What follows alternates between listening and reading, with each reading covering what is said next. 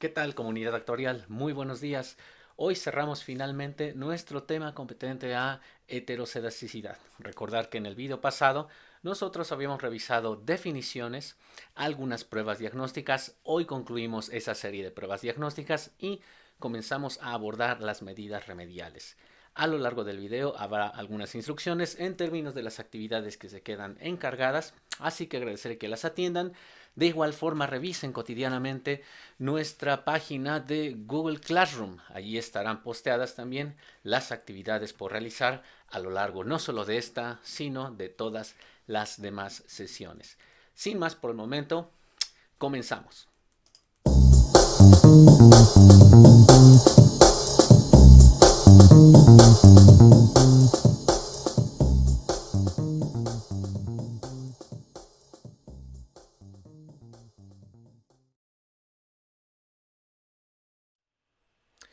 Continuamos con nuestra última prueba para la identificación de heterocedasticidad.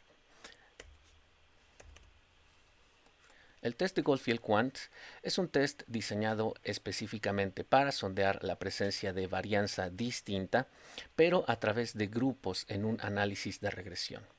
Es una prueba, como verás, diseñada para evidenciar dos grupos de datos con posibles varianzas diferentes en un modelo econométrico. ¿Cuál es el supuesto? El supuesto considerado es que la varianza heterocedástica sigma cuadrada sub i está en realidad positivamente vinculada a una de las variables explicativas en el modelo de regresión. El test de Goldfield-Quandt típicamente aplica en dos escenarios. Uno, cuando tu modelo econométrico explícitamente tiene una variable DOMI. Esa variable DOMI podría marcar diferencias entre el grupo DOMI 1 versus DOMI 0. Hombres-mujeres, puede ser esa una diferencia. Solteros versus no solteros, esa puede ser otra diferencia. Personas que están por arriba del decil 2 versus personas que no están por arriba del decil 2. Entonces ese es el primer escenario. Segundo escenario, pudieras tener entonces también heterocedasticidad si tal vez explícitamente no tienes una variable dummy, pero asumes que tu sampleo puede presentar características binarias que no estás incorporando en tu modelo econométrico. Sondearemos el día de hoy ese caso 1 porque ese en particular nos da la oportunidad de dar el tratamiento para cualquier otro escenario. El modelo de partida a considerar es el siguiente. Hay una variable dependiente continua. Uno de los dos regresores del modelo es continuo. Pensemos que el regresor continuo es xi1 y resulta que xi2 es una variable dummy. Puede tomar el atributo 1 en el caso del grupo mujeres, por ejemplo, o bien el caso 0 en el caso de hombres. En general puedes tener 1 o 0. ¿Cómo entonces esa varianza puede cambiar a través de esos valores de la variable dummy? Si nosotros explícitamente eliminamos esta variable y dejamos jugar solo a esta parte de nuestro modelo econométrico, podríamos tener entonces dos versiones alternativas del mismo. El modelo ahora ya solo tiene a la variable continua y nuestra variable dependiente en ambos casos, pero nuestra regresión en rojo está trazada con un intercepto y una pendiente específica para nuestro grupo dummy 1. La regresión en azul es para nuestro grupo en donde el valor de esa variable binaria es 0. Hipotéticamente pudieras pensar en republicanos demócratas, en preferentes del partido A y no preferentes del partido A, en fin, el atributo binario que tú decidas sondear. Notar que como ahora hemos eliminado la variable dummy de nuestra ecuación inicial, entonces es natural pensar en que dos regresiones específicas para esos dos grupos específicos pudieran sin duda generar varianzas diferenciadas del término de error. Sigma cuadrada A será la varianza del error para el pool de datos que tiene el atributo dummy 1 y sigma cuadrada B será la varianza del término de error para el pool de datos que tiene el atributo dummy 0. Es factible realizar una prueba para evidenciar si efectivamente tenemos estas diferencias en varianzas a través de la siguiente hipótesis nula y alternativa. La hipótesis nula establece que en el modelo de origen sigma cuadrada A es igual a la varianza de sigma, a la varianza de B, perdón. Es decir, las dos varianzas son idénticas. Frente a la alternativa, las varianzas del término de error de ambos grupos son distintas. No perder de vista que A y B está denotado por la variable dummy. ¿Cuál es entonces el test de Goldfield-Quandt? El test de Goldfield-Quandt requiere que separes los grupos muestrales acorde a los valores de la variable dummy y realizar dos regresiones mínimos cuadrados ordinarios. Es decir, estaremos partiendo de estas dos regresiones en rojo y azul que solamente incorporan la variable dependiente y tu variable explicativa continua. Destacamos la diferencia en la dummy a través simplemente de las dos regresiones, dos interceptos y dos posibles pendientes. Una vez que separamos los grupos, realizamos para cada una de las regresiones la estimación a través de mínimos cuadrados. Y con los resultados obtenemos los estimadores de la varianza del grupo A y la varianza del grupo B. Destacaremos a esos estimadores de las varianzas poblacionales con nuestros ya conocidos valores sigma cuadrada gorro sub A o bien sub B. Con esos dos datos podríamos entonces llevar a cabo una prueba estadística en donde estaríamos sondeando la diferencia entre dos varianzas muestrales provenientes de mi modelo econométrico. Notar que como estamos sondeando la diferencia entre varianzas muestrales, el estadístico natural que emerge es el estadístico F con el numerador que incorporará mi estimador de la varianza muestral del grupo A contrastado contra el verdadero valor de la varianza poblacional del grupo A.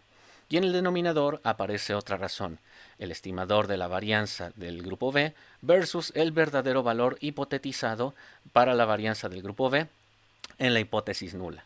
Notar que si la hipótesis nula establece que A y B son similares, entonces estos términos, sigma cuadrada A y sigma cuadrada B, se cancelan y nuestro cociente F simplemente es la razón de las dos varianzas muestrales. Estas dos varianzas muestrales provienen de estimar estas dos líneas de regresión. Una vez que tenemos esa razón, definimos ahora nuestro valor crítico F a partir de cierto nivel alfa de significancia con n sub A menos k sub A grados de libertad en el numerador. N sub A es el número de elementos en la muestra de mi modelo en rojo, del modelo A. Y k sub A es el número de parámetros estimados en el modelo rojo. Mientras que los grados de libertad en el denominador serán n sub v menos k sub v, el sampleo de los elementos en el modelo azul menos el número de estimadores obtenidos a través de nuestro modelo destacado en azul de esta parte superior. Contrastamos entonces nuestro valor crítico F contra el valor muestral y concluimos las pruebas acorde al procedimiento que ya conocemos. Veamos el ejemplo en Stata. Para nuestro ejemplo número 3 del día de hoy, utilizaremos un tercer archivo do. El archivo que estaremos utilizando está disponible en nuestro blog, posteado con la etiqueta de la última presentación del problema de la heterocedasticidad. Es un dataset que proviene de nuestro libro de Hill Griffith Slim, destacado como CPS2.dta. Ustedes pueden consultarlo, descargarlo personalmente desde el sitio web del libro Principles of Econometrics, que es nuestro referente básico, o bien pueden utilizar el dataset directamente ejecutando nuestra línea número 9. Yo estoy llamando a nuestra línea número 9 y estamos sondeando un modelo muy particular. Nuestra variable dependiente será el monto salarial reportado por cada uno de los encuestados en este dataset y los regresores son dos. Educación está medido por años de escolaridad y experiencia. Está medido también por años de experiencia laboral. Hay evidentemente en estos dos grupos una variable que juega el rol binario. Vamos a agregar como uno de los posibles covariates la variable metro, que es una variable dummy. Asume el valor 1 si el encuestado es residente del área metropolitana, o bien asume el valor 0 si es cualquier otra área de residencia. Entonces, ese atributo binario pudiera estar marcando diferencias en las varianzas condicionales de los salarios según condición de residencia o bien en la varianza de los residuales de nuestro modelo según condición de residencia. El test de Goldfield-Quant, como verán en su etapa 1, te está sugiriendo que separes los grupos according to valores T. Entonces, nuestro modelo podría tener simplemente las características de la línea 19. Notar que esa línea 19 está realizando una regresión separada a través de grupos. Los resultados de nuestro análisis de regresión los tenemos a continuación. El primer modelo es para encuestados que no residen en una zona metropolitana. Son 192 observaciones y los determinantes del salario son entonces la educación y la experiencia. El atributo binario es metro. Nuestra segunda regresión son aquellos valores de encuestados cuya residencia sí es una zona metropolitana. Son 808 observaciones, muchas más personas evidentemente están residiendo en zona metropolitana y se plantean los estimadores para nuestros coeficientes beta de educación y experiencia. Ese es entonces el par de regresiones separadas, similares a nuestra regresión en azul, para quienes son residentes metropolitanos, y en rojo y en azul para quienes no son residentes metropolitanos. Siguiente etapa del test, debemos de obtener los estimadores de sigma cuadrada A y sigma cuadrada B, que serán sus versiones con gorro. Esos estimadores, recordar que los podemos obtener de manera bastante sencilla con la descomposición del análisis de la varianza.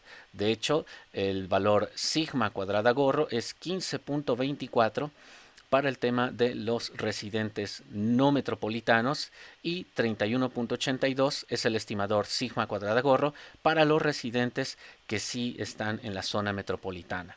Nuestro grupo A será nuestro grupo metro igual a 1.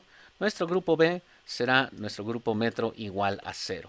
Entonces 31.82 es sigma cuadrada gorro A y 15.24 es el valor sigma cuadrada gorro B. Bajo la hipótesis nula, nuestro estadístico muestral podemos diseñarlo simplemente como la razón de esas dos varianzas estimadas. Si observan ustedes, haremos antes de irnos a esa etapa un diagnóstico de los residuales para este modelo separado. Líneas 20, 21 y 22 están generando tanto los residuales cuadráticos y los valores ajustados del modelo.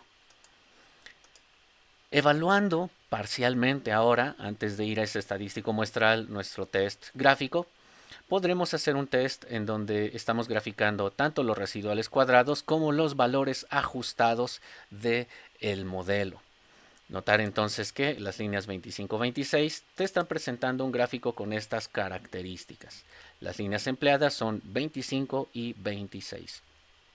Como podemos sondear antes de continuar con nuestro test Goldfield-Quant, estamos graficando la dinámica de los residuales cuadrados en el eje Y para cada uno de estos gráficos versus los valores ajustados del modelo, los valores ajustados de salario. El valor 0 está presentando la dispersión de los residuales según valores ajustados de wage, una de nuestras pruebas gráficas vistas desde la sesión pasada. Esos residuales, como verán, están altamente concentrados en torno a una constante 0. Pareciera ser que en el grupo de residentes no metropolitanos, los residuales tienen un comportamiento mucho más similar a un patrón homocedástico. Pero cuando nosotros sondeamos el grupo de residentes metropolitanos, resulta que los residuales sí están presentando un mayor spread en su distribución, lo que revela indicios de posible heterocedaticidad solo en uno de los grupos. Como verán, entonces pareciera comprobarse que sigma cuadrada para el estimador A del grupo A es comparativamente mayor que el valor sigma cuadrada gorro del grupo B. El gráfico de la parte inferior está contrastando los residuales cuadrados en el total, sin distinguir grupos. Y como verán, en el total, ese efecto heterocedástico del grupo Dummy 1 parece que está generando en general un patrón de comportamiento heterocedástico. De tal suerte que, efectivamente, parece que las características de Goldfield-Quandt sí están cumpliéndose en esta narrativa empírica. Hay dos varianzas específicas, sigma cuadrada A y sigma cuadrada B gorro, que ahora las utilizaremos para diseñar nuestro estimador muestral en la etapa 3. La etapa 3 implica que construyamos con la línea 30 el estadístico muestral, yo le estoy llamando sample F, notar que es la razón de sigma cuadrada A, 31.82, versus sigma cuadrada B, 15.24. El valor del estadístico muestral es 2.087. No perder de vista ese dato. Ese es nuestro dato muestral. Los valores críticos superior e inferior tendríamos que estarlos hallando con fines de identificar tanto nuestra hipótesis, de identificar si rechazamos o no rechazamos la hipótesis nula. Estamos obteniendo los valores inferior y superior a través del calculador de Stata con el comando inverse ftail. Recordar que el comando inverse ftail está calculándote ciertos valores f asociados a cúmulos probabilísticos por cola superior en una distribución f dados ciertos grados de libertad en numerador y ciertos grados de libertad en denominador. Es el inverso probabilístico o el valor que nos ofrece el percentil alfaésimo, si ustedes recuerdan sus clases de estadística. Empezamos con uno de los dos casos. Vamos a definir en primer lugar nuestro valor crítico superior, considerando que el test se realiza con una alternativa de dos colas y con un alfa acumulado por las dos colas del 5%, de tal suerte que el alfa sobre 2 acumulado superior es 0.025 y el alfa acumulado por cola inferior tendría que ser nuestro 0.975 para este caso. Entonces los valores críticos superior e inferior los tenemos aquí, son 1.26 para el valor F crítico superior y 0.805 para el valor crítico inferior. El valor entonces que nosotros concluimos es finalmente el p-value para determinar nuestra regla de p-value versus alfa. Notar que ese p-value es el valor probabilístico acumulado por cola superior para nuestro estadístico f muestral. Lo estamos empleando a través del comando ftail. ¿Qué es lo que está calculando el comando ftail? Está calculándote cuál es la probabilidad acumulada por cola superior dado un valor f, que es este término que estoy sombreando, con ciertos grados de libertad en numerador y ciertos grados de libertad en denominador. Dicho sea de paso, esos 805 grados de libertad en numerador, no perder de vista que provienen de la información del grupo DUMI 1.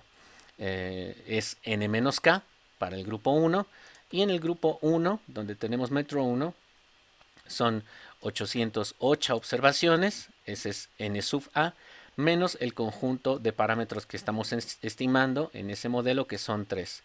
En total son 805 grados de libertad en numerador, 189 grados de libertad en denominador. Los obtenemos simplemente ahora yéndonos al grupo B, DUMI igual a 0, n sub b, 192, menos k, el número de parámetros estimados en el modelo B, menos k sub b. Esos 192 menos 3 nos dan 189 grados de libertad en denominador. Así es como estimamos nosotros tanto el f muestral, el f crítico superior, el inferior y nuestro p-value. El p-value obtenido en este modelo prácticamente es 0, es 0.801567. Es una cifra técnicamente igual a 0. Esto nos hace pensar que alfa es comparativamente menor que p-value y rechazamos la hipótesis nula. ¿Cuál es la hipótesis nula? No perderla de vista. La hipótesis nula es que no hay varianzas diferentes entre grupos. Explícitamente lo planteamos así. Implícitamente la hipótesis nula te dice que el modelo es homocedástico a través de los grupos. Pero rechazamos evidentemente esa hipótesis nula y votamos en favor de la alternativa, donde la alternativa nos dice que sí existe una diferencia entre grupos en la dinámica de la varianza. Por lo tanto, nuestro test de Goldfield-Quandt tranquilamente nos hace concluir que tenemos problemas en nuestra modelación econométrica y todas las repercusiones que ya habíamos comentado derivadas de la heteroscedasticidad también están presentes en un modelo que incorpore como regresores tanto a la educación como a la experiencia. La causa de la heteroscedasticidad es el atributo diferenciado binario, el atributo metro, porque hay varianzas diferenciadas en la estimación de los salarios y sus varianzas condicionales según residentes metropolitanos o residentes que no pertenecen a ese grupo. Esa es la conclusión de nuestro test. ¿Es factible realizar un test de Goldfield-Quandt? Sí, decíamos al principio, no tenemos explícitamente variables dummy, pero sí contamos con evidencias de que puede haber una conformación de bloques en tu sampleo.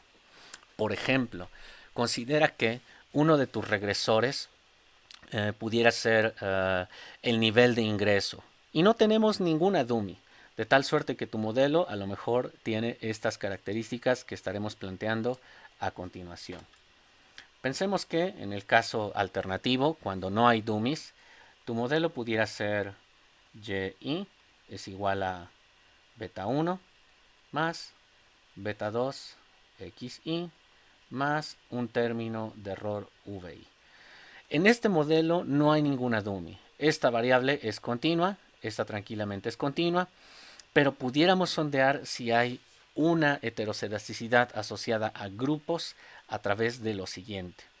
Pensemos que, por ejemplo, X es un regresor denominado, no lo sé, vamos a pensar income, nuestro viejo modelo de gasto en comida. Y Y es el gasto en comida, es food expenditure. Recordar ese modelo, lo vimos en el video pasado. En un modelo con esas características, ¿podremos aplicar ese test de Goldfield-Quandt a pesar de que no tenemos binarias? Por supuesto que sí. Las etapas son bastante sencillas. Podríamos pensar que los ingresos los ordenamos de mayor a menor, entonces le damos un sort de mayor a menor a la variable income, de tal manera que vamos a tener un sampleo en donde los primeros elementos en la observación van a tener valores de ingreso muy pequeños. Conforme vamos deslizándonos hacia abajo en la muestra, los niveles de ingresos son más grandes hasta que las últimas observaciones tienen niveles de ingresos tremendamente grandes. 3 posibles o n posibles conformaciones de ingreso está ordenado de menor a mayor. Nosotros podríamos definir tal vez una partición binaria, quizá de todo este sorteado de niveles de ingreso de menor a mayor, vamos a tomar el percentil 50. Entonces habrá un valor limítrofe que estará identificado con el percentil 50 de la variable income. Todos aquellos elementos en mi muestra que estén rebasando ese percentil 50 los vamos a identificar con nuestro ya conocido color rojo, income. Entonces podría generar el grupo A si resulta que income es mayor al percentil 50. Y podríamos definir a nuestro grupo B a través de el otro complemento. El grupo B serán todos aquellos niveles de ingreso menores o iguales al percentil 50. Entonces surge de nueva cuenta nuestra naturaleza de un modelo con estas características en donde aplicarán dos posibles regresiones, la regresión para el grupo B y la regresión en rojo para nuestro grupo A. De tal manera que nosotros tendríamos de nueva cuenta un escenario como el que planteábamos aquí, solo que sin la explícita presencia de variables dummy. Es factible que tú realices un test de Goldfield-Quandt para este caso y entonces el proceder será exactamente el mismo que acabamos de ver a través de Stata. Como verán, el test de Goldfield-Quandt se focaliza sobre todo en evidenciar si hay heteroscedasticidad asociada a la presencia de subgrupos en tu muestra que comprende el modelo econométrico. Ese es nuestro test último y con eso cerramos la presentación de la ocasión pasada. Heteroscedasticidad, medidas remediales. El gran objetivo de un conjunto de medidas remediales que estaremos revisando pudiera resumirse en que trataremos ahora de devolverle el atributo isotrópico a nuestra matriz varianzas y covarianzas. No obstante, esa no es la única medida remedial.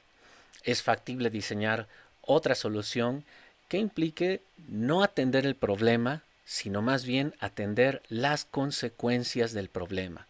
En ese segundo escenario de medidas remediales, más bien le diremos que son medidas mitigantes. No vamos a devolverle a la matriz varianzas covarianzas de los errores el atributo de ser isotrópica, eso no lo haremos, pero sí procuraremos mitigar las consecuencias que nosotros ya habíamos derivado en el video pasado. Empecemos con nuestro primer conjunto de estrategias de tratamiento que tienen que ver, sí, con entender de nueva cuenta el asunto de la isotropía y devolverle esa característica a nuestra matriz varianzas covarianzas de los residuales. Esa medida, en general, sí es una medida que atacará el problema y no mitigará las consecuencias. Mínimos cuadrados generalizados es prácticamente el elemento de tratamiento mucho más recurrido en análisis econométrico. No obstante, hay dos posibles estrategias a sondear. La típicamente trabajada es asumir que tú conoces la forma en cómo se comporta la función varianza heteroscedástica. Asimismo, es posible utilizar mínimos cuadrados generalizados, pero apelando a que la función varianza heteroscedástica presenta una estructura que lamentablemente no conocemos, pero entonces tendríamos que diseñar una forma funcional que pudiera atender el problema a pesar de desconocer esa función específica. Entonces, lo que pueden observar ustedes allí es en nuestra ecuación número 1 el punto de partida. Pensemos que nuestro modelo econométrico tiene esta característica univariada. Si aplica en un escenario multivariado, lo que estaremos concluyendo será exactamente lo mismo, así que aplicaremos un análisis mucho más simple con esta estructura uniecuacional. Y está en función de xy y hay un término de error. El término de error, notar que tiene media nula. La varianza del término de error es heteroscedástica, hay una sigma cuadrada para cada i, y este error en particular no presenta una estructura de dependencia lineal con sus pares. Entonces es un error que tiene media nula, que es heteroscedástico, pero que no presenta el problema de la colinealidad o la correlación entre pares de errores. Existe únicamente el problema de la heteroscedasticidad. Y le estaremos imputando a esa varianza una función específica. La función que le estamos imputando justo ahora es la que ustedes pueden ver en esta parte inferior.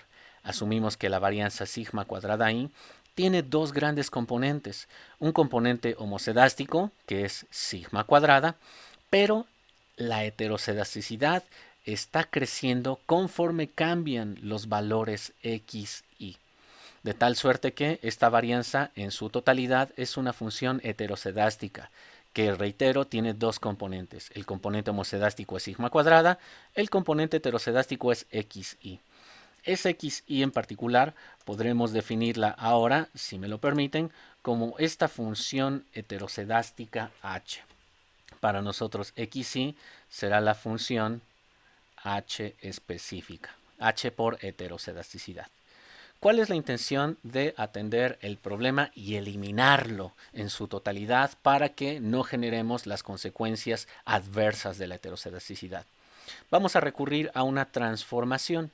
La transformación del modelo implica que tomamos la ecuación 1 y si yo conozco efectivamente cómo se comporta la función heteroscedástica h, voy a tomar esa función heteroscedástica h y la voy a utilizar para ponderar mi ecuación 1 y transformar las variables originales.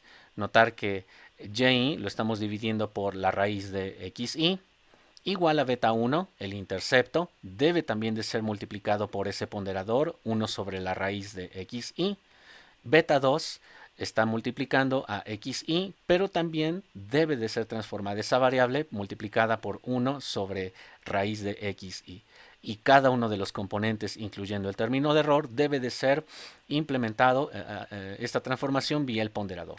Notar entonces que el modelo está transformando todos y cada uno de los elementos de la ecuación de tal forma que no alteramos la expresión más que en términos de su ponderación. El ponderador, en general, para este caso que hemos aplicado, es un ponderador con las características 1 sobre la raíz de la función h que yo asumo es heterocedástica. ¿Cuál es esa función h? La función h en nuestro escenario simplemente es xy. Entonces, ese es el asunto que debemos de, implementar en esta etapa. Alternativamente, esa transformación yo ya la resumo como y estrella, que equivale a esta expresión. Beta 1 x1 estrella, emerge un nuevo intercepto, notar eso. Beta 2 xy estrella 2 y y ei estrella. Esos términos ahora resumen nuestra transformación del modelo. La definición de los valores estrella está claramente identificada. Ahí está jugando un rol el ponderador que denominamos 1 sobre la raíz de la función heterocedástica h. ¿Cuáles son las características de este nuevo modelo? Notar que este nuevo modelo, transformado o ponderado en sus componentes, tiene el atributo de ser media nula. El valor esperado de estrella i es 0. La varianza ahora es constante, ahí aparece un 0, agradecer que por favor ustedes lo corrijan, en realidad es un sigma cuadrada, y la covarianza entre E y EJ, la dependencia lineal entre pares de errores, sigue siendo nula, variante con el modelo inicial. Esa transformación ha atacado el problema que yo tenía en el modelo sin transformar, porque ahora esa varianza ya es homocedástica, como se comenta en esta sección.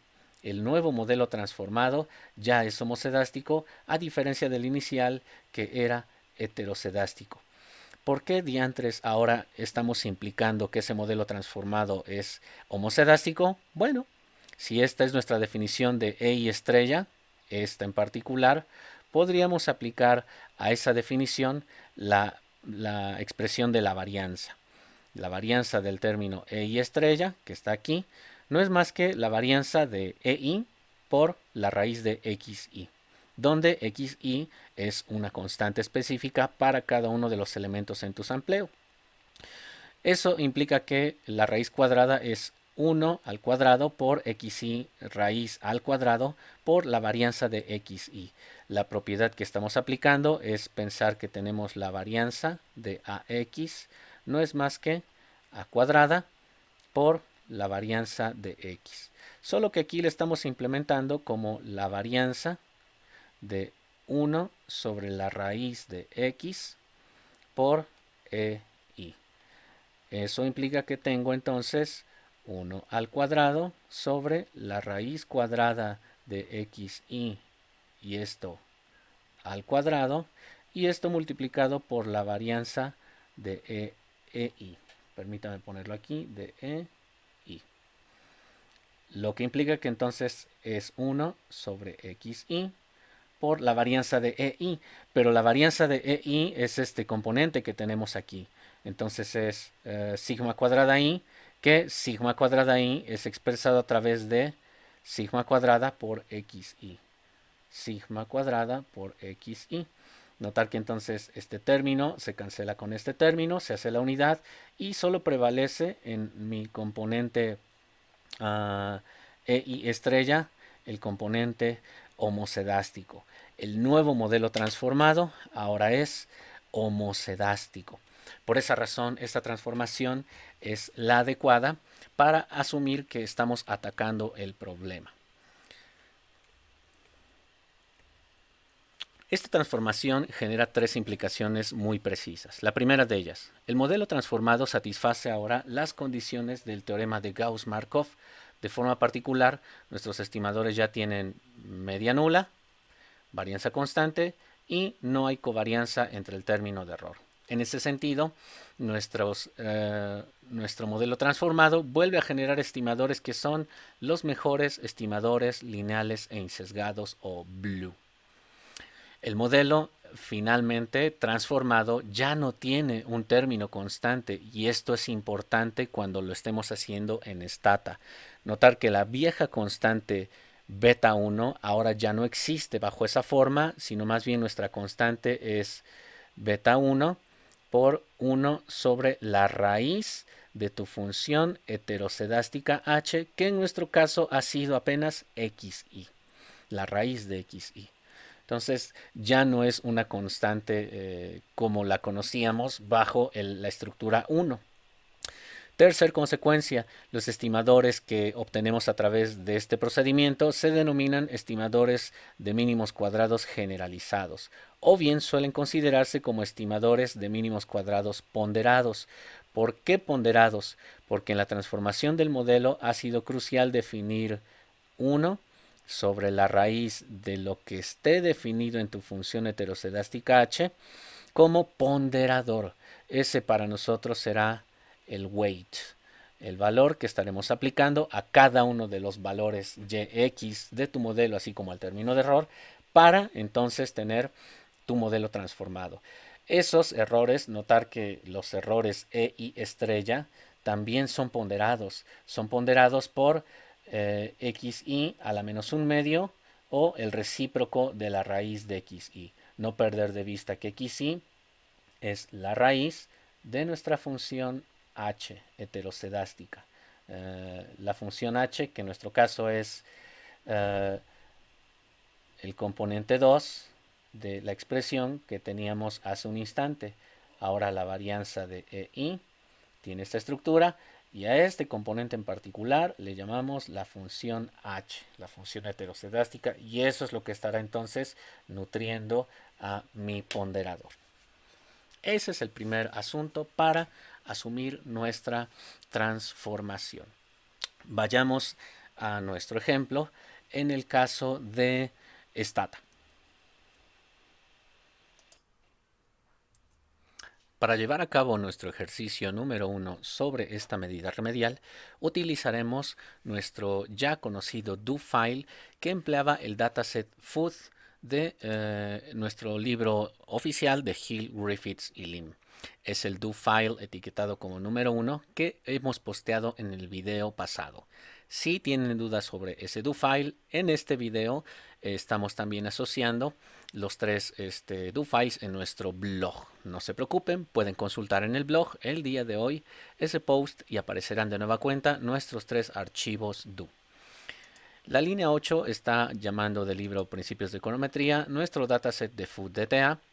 Recordar que lo visto en el video pasado implicaba tener un análisis de regresión donde food expenditure era la variable dependiente e income la variable explicativa. Ya no realizaremos el conjunto de pruebas previas porque esas ya las vieron también en el video pasado. Hoy nos concentramos simplemente en que todas las pruebas sí generaban evidencias de heterocedasicidad y por lo tanto deberíamos de plantear una medida de remedial. La medida remedial que ahora estamos planteando es esa, generar nuestra estimación mínimos cuadrados generalizados. ¿Cuál es el asunto que estaremos construyendo? Bueno, la línea 37, si ustedes la pueden observar, que ya alude a la sección tratamiento apartado 1, está planteando mínimos cuadrados generalizados bajo una forma conocida de la varianza.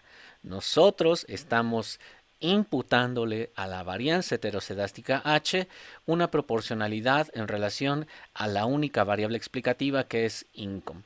H es igual a xi y eso está multiplicando a sigma cuadrada tal como lo veíamos hace unos instantes en la presentación. Entonces el ponderador tendría que ser 1 sobre la raíz cuadrada de la función heterocedástica h, que en mi caso será la raíz cuadrada de ingreso. La línea 37 está generando la transformación de la variable dependiente. La línea 38 está transformando bajo la misma expresión la variable explicativa y estamos generando nuestro nuevo intercepto. Recordar que habíamos dicho que está cambiando. Es 1 sobre SQRT income. La línea 40 está realizando ahora entonces el análisis de regresión de ese modelo transformado, pero como decíamos en los comentarios, el intercepto ya debe de ser otro. Por eso nosotros estamos agregando la opción No Constant. Esa opción a Stata le está indicando que no va a presentar el estimador default beta 1 por 1, sino nosotros estamos ingresando manualmente ese intercepto con la variable generada en la línea 39 que le hemos llamado x1-s. Notar que ese x1-s lo generamos aquí. Entonces, el análisis de regresión tiene Food Expenditure estrella en función de Income estrella y además aparece un intercepto x1 estrella. Le indicamos a Stata como opciones que no agregue la constante default 1. Realizamos ese análisis de regresión y ustedes pueden comprobar cuáles son los resultados del modelo. Estos resultados ya les llamamos resultados de mínimos cuadrados generalizados o bien de mínimos cuadrados ponderados. Ya no son estimadores comunes y corrientes, mínimos cuadrados ordinarios. ¿Por qué? Porque hemos transformado nuestra ecuación original. El coeficiente que nosotros tenemos aquí es 10,45 asociado a income y a la pendiente es 78,684. Contrastemos esos dos coeficientes contra los estimadores viejos que teníamos de primera mano de mínimos cuadrados ordinarios. Yo voy a ejecutar la línea 10, que es mi regresión Food Expenditure versus Income vía mínimos cuadrados ordinarios, y los resultados son para Income un coeficiente de 10,20 y para el intercepto 83,41. Anotación número 1 en relación a esta comparación de dos regresiones.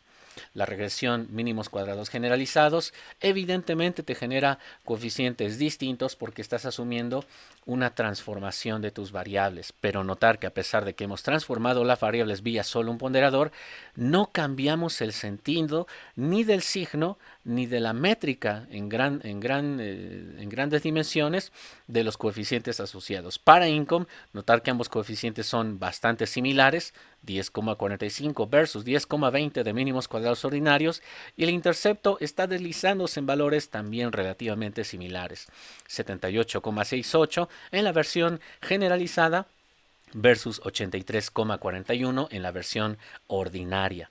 Entonces, punto 1, los estimadores MCO versus los estimadores mínimos cuadrados generalizados o MCG son distintos porque el procedimiento de estimación ha incorporado una ponderación de las variables. Segundo gran comentario, notar que la regresión mínimos cuadrados ordinarios tiene un serio problema llamado heteroscedasticidad. Y una de las consecuencias es que la matriz varianzas-covarianzas de los coeficientes beta es estimada de manera incorrecta, porque en su interior cuenta con una matriz varianzas-covarianzas de los errores que tiene un problema en la diagonal principal. Hay una matriz no isotrópica en la estructura varianzas-covarianzas de los residuales. Hay heteroscedasticidad o recordar la vieja metáfora del jamón podrido en el sándwich. A diferencia de la estimación generalizada, que ya cuenta con una estructura de matrices varianzas covarianzas de los coeficientes beta, que ya no tiene ese problema. Este error estándar, si observan en el caso de mínimos cuadrados generalizados, es un error estándar asociado al ingreso comparativamente menor que el que veíamos en el caso mínimos cuadrados ordinarios. El error estándar aquí es más pequeño, lo cual tiene también claras repercusiones en el estadístico T. El estadístico T cambia, es 7,54 versus el viejo T que era 4,88. Notar que entonces si ustedes tuvieran la visual de la distribución T de Student, eso implica que el T se está alejando más del origen en relación a el T original del modelo mínimos cuadrados ordinarios. Eso es algo deseable, sin duda. ¿Por qué? Porque eso implica que la corrección del problema de la heteroscedasticidad está mejorando la estimación de tu estadístico T y por lo tanto las conclusiones en relación a una prueba de hipótesis o en relación a intervalos de confianza serán mucho más confiables cuando hayas asumido como mejor estrategia de estimación la de mínimos cuadrados generalizados. Eso también entonces está repercutiendo en el p-value. En el p-value ahora tenemos 0,0, pero eso no planteaba grandes diferencias en relación a la regresión original. Lo mismo podríamos comentar para el caso del intercepto. El intercepto presentaba un estándar error demasiado grande, 43,41 en la versión ordinaria, pero en la versión generalizada el error estándar es 23,78. Se ha reducido considerablemente. En general, la matriz varianzas, covarianzas de los coeficientes beta en la versión generalizada es mucho mejor porque genera menores valores para esos valores de standard error y de varianza. Ello, por supuesto, modifica la parte de la inferencia a través de los estadísticos T, que son comparativamente mayores en la versión generalizada en relación a la ordinaria, y los intervalos de confianza, notar entonces que ya ahora están estimados de manera correcta. No atender el problema implica que tu inferencia estadística va a tener serias imprecisiones si existe el problema de heteroscedasticidad, pero como aquí lo hemos tratado y de hecho lo hemos eliminado, los estimadores puntuales y la parte de inferencia estadística tendrá ahora nuestra plena confianza. Esa es entonces nuestra estrategia para corregir nuestro problema denominado heterocedasticidad.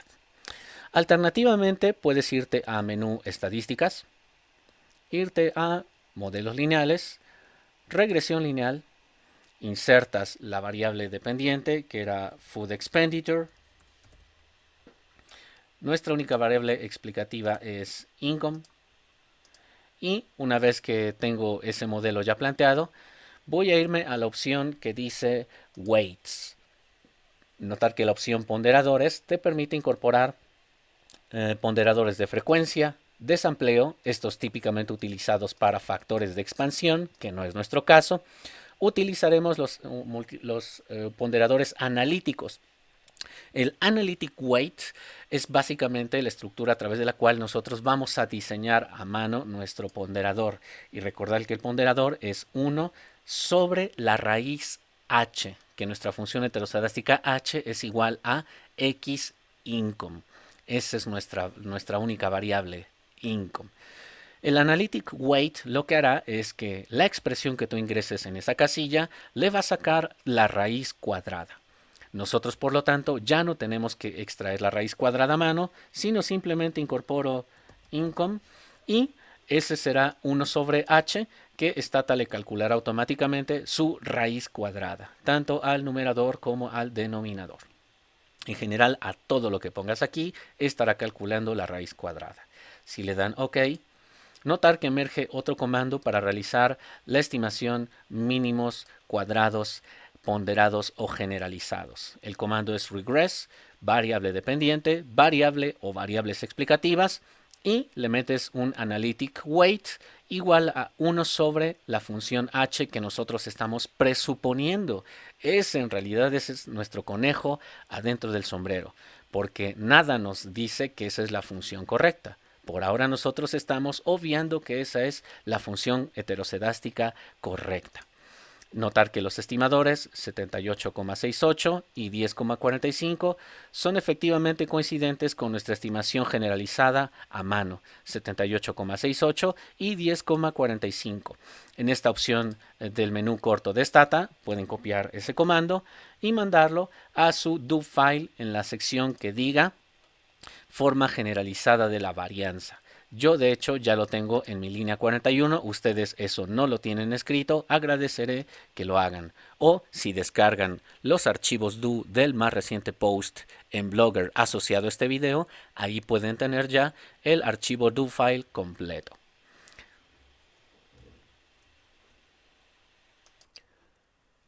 Continuamos ahora con la estrategia número 2 que elimina el problema de la heteroscedasticidad. Solo que esa estrategia 2 ahora tiene la siguiente consideración.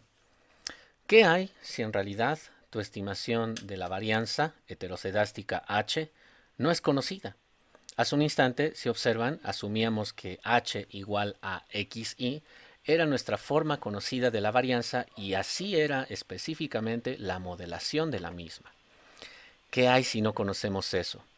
¿Qué hay, por ejemplo, si en lugar de h igual a xi, tendría que ser h igual a xi al cuadrado? ¿Qué tal si h es igual a xi al cubo? ¿Qué tal si h es igual a cualquier otra expresión de xy? ¿Y qué hay además si el modelo es multivariado? ¿Cómo se estará nutriendo h? ¿Se estará nutriendo por la suma de xy más xj, de xy más xj al cuadrado, de expresiones polinómicas que se suman, que se restan, que se multiplican? Madre mía, en realidad, en un modelo multivariado, una forma tan sencilla como la que acabamos de ver, evidentemente no es quizá la mejor estrategia para modelar. Sin embargo, cuando tenemos ese desconocimiento sobre cómo se comporta la función h, hay una estructura que ha sido ya harto probada en análisis econométrico y que suele conocerse como la forma funcional de Harvey-Godfrey. Partamos entonces del análisis de esta forma funcional. Lo que contamos como expresión inicial es nuestra misma ecuación 1 de hace un instante. Si ustedes piensan en una ecuación con más regresores, las implicaciones de nuestro análisis no cambiarán en absoluto. Y depende entonces de xy exclusivamente. El término de error, notar que es un término de error con media nula, varianza heteroscedástica y no hay dependencia lineal entre pares de errores adyacentes o no adyacentes. Vaya, que es un error heteroscedástico, pero no serialmente correlacionado. Solo estamos violando uno de los supuestos de Gauss-Markov. Lo que ahora asumimos para esta función varianza heteroscedástica es que sí, es una varianza sigma cuadrada que cambiará y observación a y observación. El término de error es heteroscedástico, pero la forma que ahora asumimos es una forma sutilmente distinta. Pensemos que sigma cuadrada i se nutre de dos componentes. Un componente constante, sigma cuadrada, pero hay un componente particularmente heteroscedástico que es ahora nuestra función h. H ahora es xy, pero notar que ya no está elevado a la 1. Está elevado a una potencia específica gamma que no es conocida. No conocemos la potencia a la cual está elevado xy, el componente heteroscedástico. Por lo tanto, deberíamos entonces de estimarlo antes de tratar de diseñar una medida remedial. No perder de vista que para nosotros ahora la función h ha cambiado sutilmente.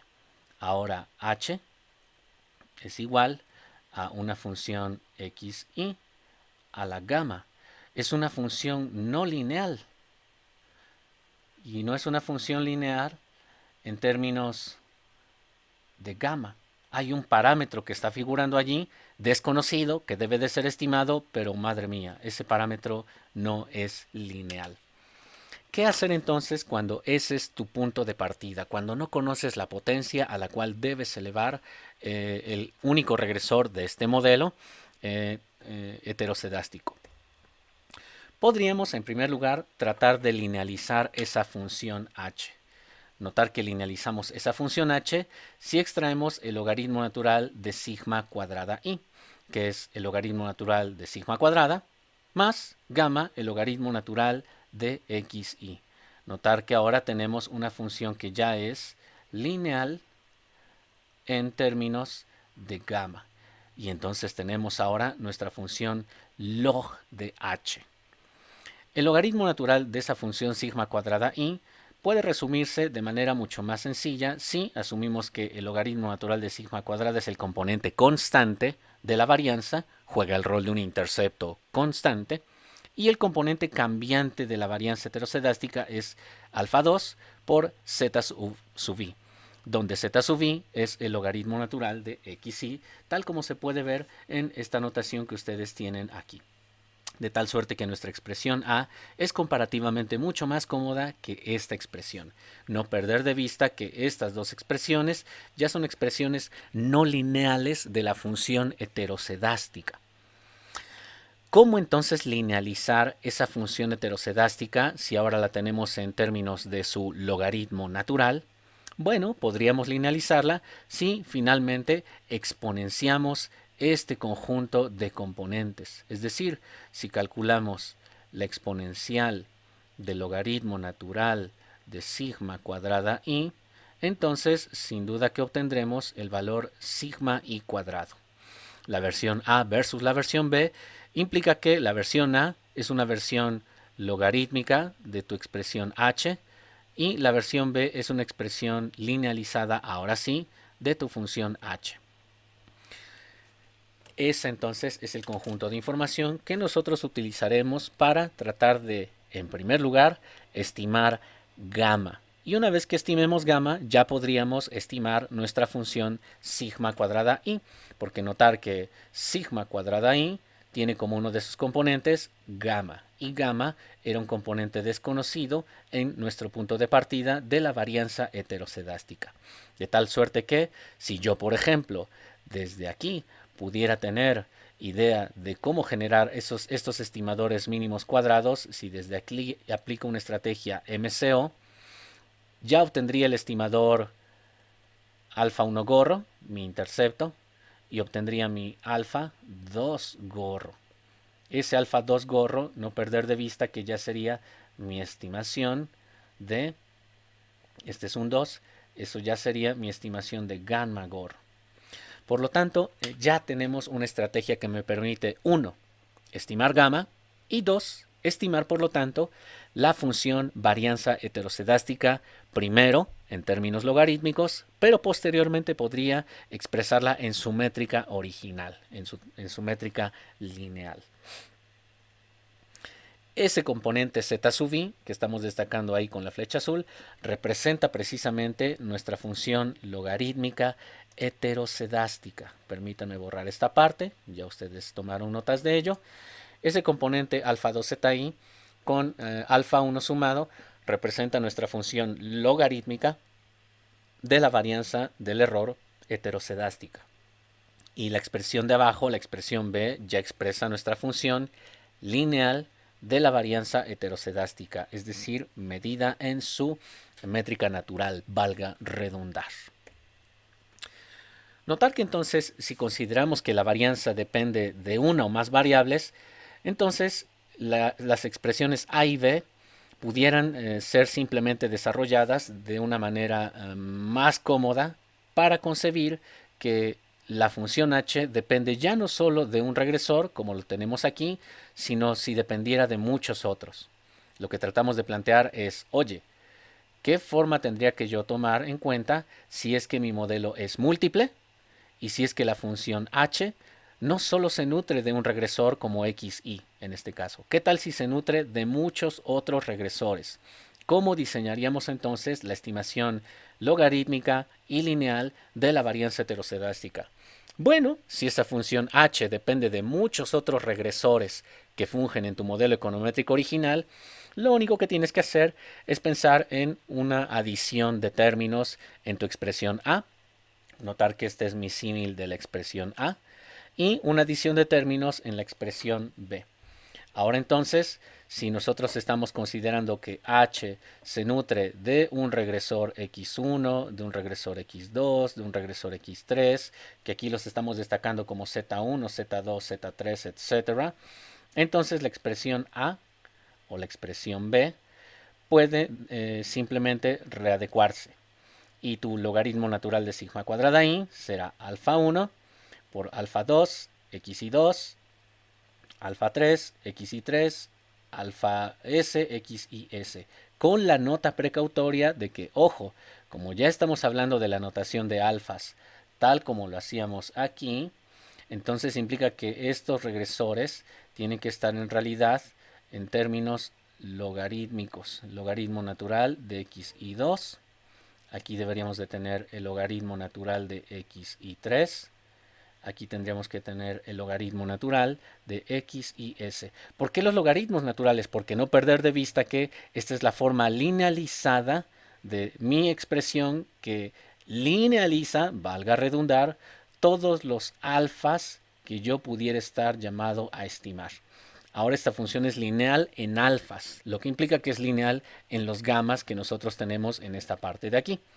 Por lo tanto, x y 2 aquí le podemos poner una estrellita, x y 3 aquí una estrellita, x y s aquí podremos ponerle una estrellita, donde toda x y s estrellita no es más que el logaritmo natural de la variable x y s en su métrica original. Sigue siendo un modelo doble logarítmico esta expresión, tal como aquí teníamos un modelo doble logarítmico o bien tal como aquí teníamos un modelo doble logarítmico.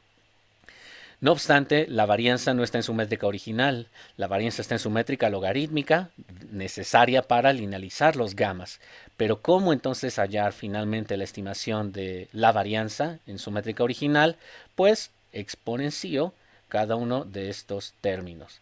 Alfa i cuadrada simplemente es la exponencial del logaritmo natural de sigma cuadrada sub i, donde esta expresión está definida a través de esta combinación, ahora sí, lineal de parámetros.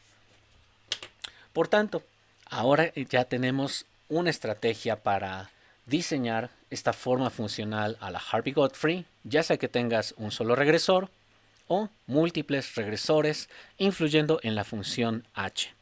No perder de vista que la función h originalmente era no lineal en el parámetro gamma.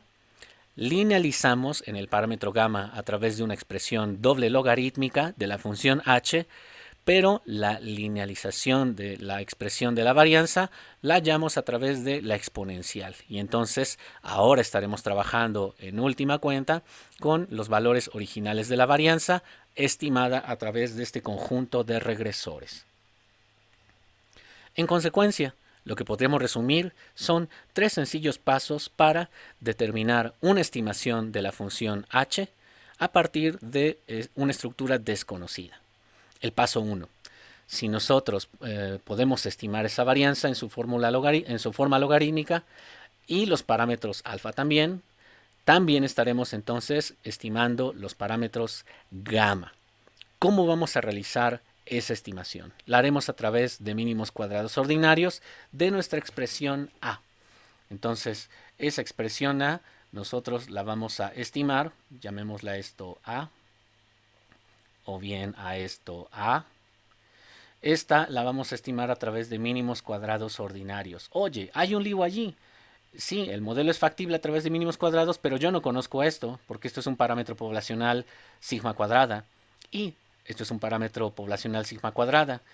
¿Cómo realizar esa estimación mínimos cuadrados? Bueno, reemplazamos ese sigma cuadrada ahí con las estimaciones de los residuales. De tal suerte que en lugar de calcular el logaritmo natural de sigma cuadrada i, calcularemos el logaritmo natural de los residuales i elevados al cuadrado. Y entonces nuestra regresión a realizar por mínimos cuadrados tendría que ser esta en definitiva. Podemos resumirla en esta parte inferior así. Será simplemente el logaritmo natural de e gorro i al cuadrado como variable dependiente en función de alfa 1 más alfa 2 zi, donde zi, no perder de vista, es el logaritmo natural de tu variable explicativa. Oye, y si tuvieras más variables explicativas, bueno, agregas alfa 3, zi 2, aquí sería zi 3, si hubiera otro factor explicativo, alfa 4, zi 4, en fin, tantos posibles factores explicativos como posibles variables estén alimentando tu función heterocedástica h. En nuestro caso, como hemos visto el ejemplo de Food Expenditure, solo hay un regresor, no habrá necesidad de considerar más elementos en la función logarítmico natural. Esta regresión que estamos estimando vía mínimos cuadrados ordinarios, que es una regresión doble log, no perder de vista que suele conocerse como la regresión auxiliar de Harvey y Godfrey. Ese es el modelo auxiliar que me permite estimar la varianza, sí, pero la varianza en su métrica logarítmica, que después, si la voy a exponenciar, obtendré un estimador de la varianza en su métrica original. De esa regresión, ¿qué es lo que me interesa obtener? Me interesa obtener el conjunto de valores ajustados de este logaritmo natural. ¿Por qué? Porque esos valores ajustados ahora ya serán las estimaciones del logaritmo natural de la dinámica de la varianza. Estamos obteniendo estimadores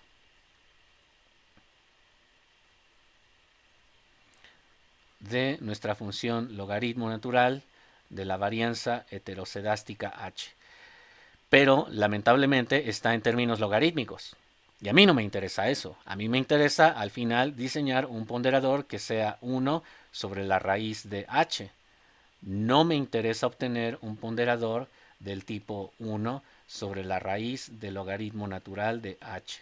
Notar que esto es lo que a mí no me interesa. A mí me interesa tener una estimación con estas características. ¿Y cómo entonces hago eso? Bueno, una vez que ya estimaste esos coeficientes del logaritmo natural, calculas la exponencial de dichos valores ajustados y ello te va a devolver sigma cuadrada i, que es lo que estarás utilizando para tener 1 sobre la raíz de h. Este es un h, aunque no lo parezca, que nuestra notación ahora es simplemente 1 sobre la raíz de sigma i cuadrada. Esta entonces será nuestra manera para estimar en el paso 2 parte de el conjunto de ponderadores. Una vez teniendo los ponderadores definidos, simplemente aplico mínimos cuadrados ponderados o generalizados utilizando el recíproco de sigma cuadrada y raíz cuadrada. Eso será un ponderador para transformar la ecuación 1 original con la cual hemos partido en la diapositiva previa. Veamos un ejemplo en relación a este caso número 2. En nuestro segundo ejemplo, seguimos trabajando con nuestro dataset proveniente del libro de Hill Griffith Slim y el dataset viejo y conocido de food.dta.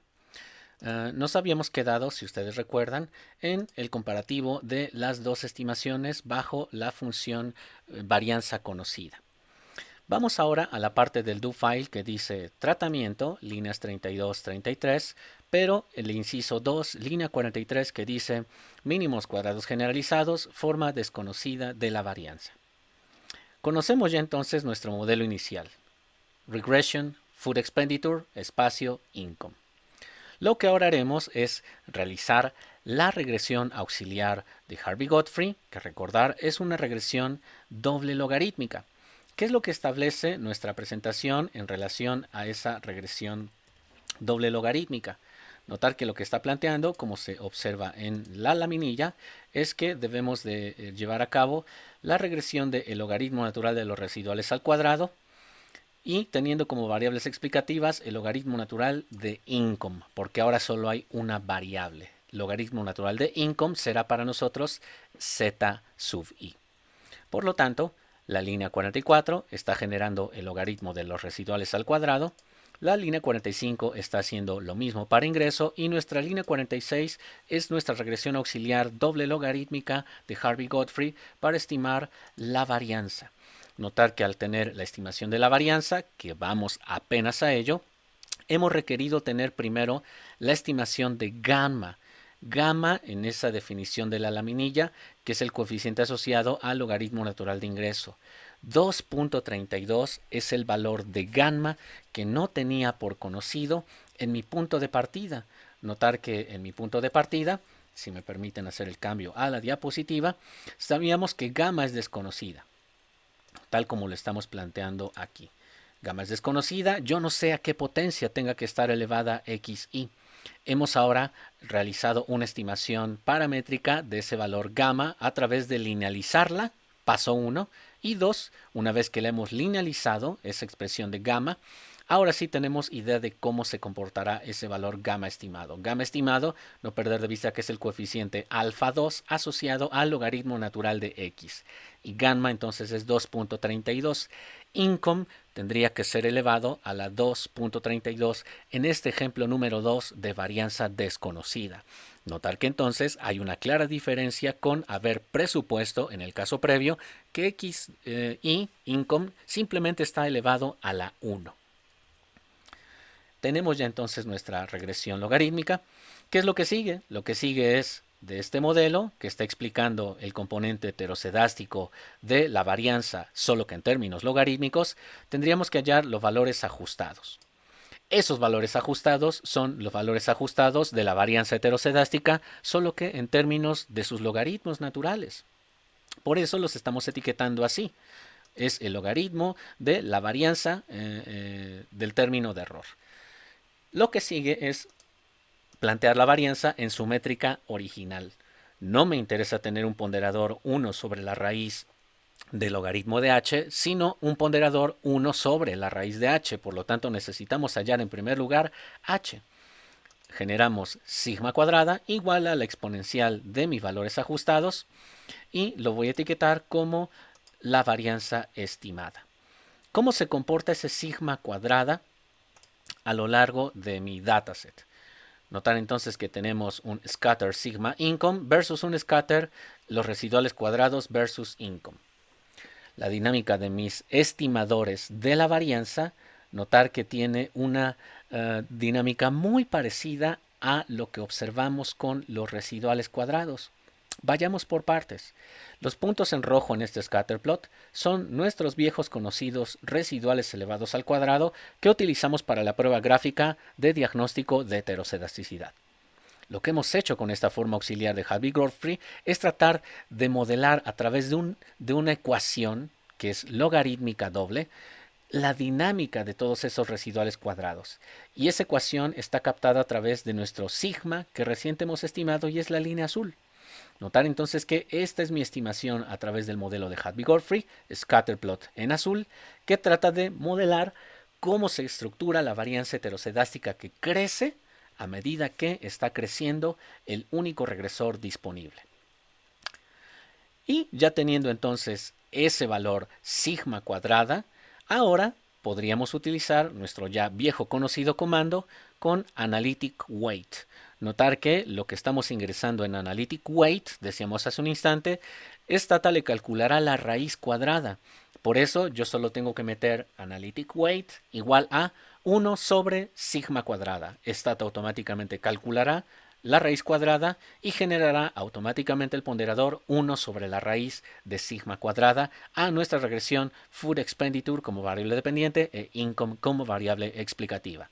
Entonces, nuestros estimadores mínimos cuadrados generalizados bajo esta segunda estructura tienen este comportamiento. Comparativo número 1.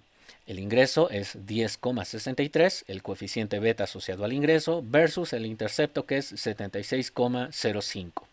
Estos coeficientes evidentemente se diferencian de los que hemos obtenido tanto a través de mínimos cuadrados ordinarios, que por cierto no son para nada confiables en términos de la inferencia estadística, son totalmente diferentes a los estimadores mínimos cuadrados generalizados, en donde presuponíamos que la varianza H simplemente era income elevado a la 1, y estos que ahora presuponen que la estimación de H tiene que ver con income, pero elevado al parámetro que habíamos identificado hace unos instantes como 2.32. Por esa razón, los estimadores punto a punto son distintos en los tres métodos. Sin embargo, el error estándar que ahora nosotros vemos de este modelo adicional, notar que se ha derrumbado hasta el fondo. El error estándar tanto del beta asociado a income como del beta asociado al intercepto son los menores posibles de todas las versiones que hemos visto justo hasta ahora.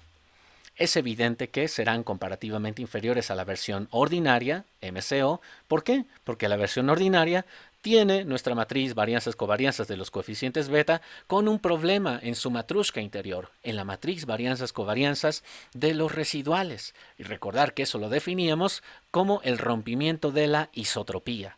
Esa matriz de varianzas-covarianzas de los residuales ya no era isotrópica, ya no era esférica.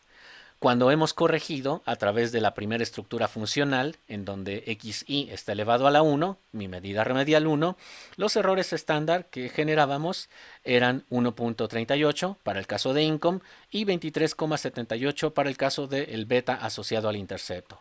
Pero ahora, asociado a income, son comparativamente menores, lo cual ha tenido una consecuencia tremendamente favorable en la dinámica de los estadísticos T de esta última versión estimada en este momento. Porque los estadísticos T, si tú tuvieras la visual de tu gráfico T de Student, notar que son los más alejados del origen en relación al modelo MCO y en relación al modelo mínimos cuadrados generalizados, pero con una función H igual a income. Entonces, dos posibles medidas remediales que ya tenemos, la primera asumiendo una función conocida y la segunda asumiendo un desconocimiento de la función pero estimándola a través de la forma Harvey-Godfrey, me generan correcciones. Las dos últimas medidas remediales me generan efectivamente correcciones. Pero ¿cuál de las dos es la mejor? Y he aquí quizá lo más hermoso de esta parte. Notar que la forma Harvey-Godfrey te genera los estadísticos T tremendamente más significativos de la versión de las versiones generalizadas. Al menos son mejores que la estimación generalizada con H conocida. Entonces, si tienes la medida remedial 1, función H conocida, que te funciona y te genera una corrección, versus la forma desconocida de H, que te funciona y te genera también una corrección, ¿cuál de esas dos correcciones es la mejor? Sin duda que esta última es mucho mejor por la magnitud de los estadísticos T.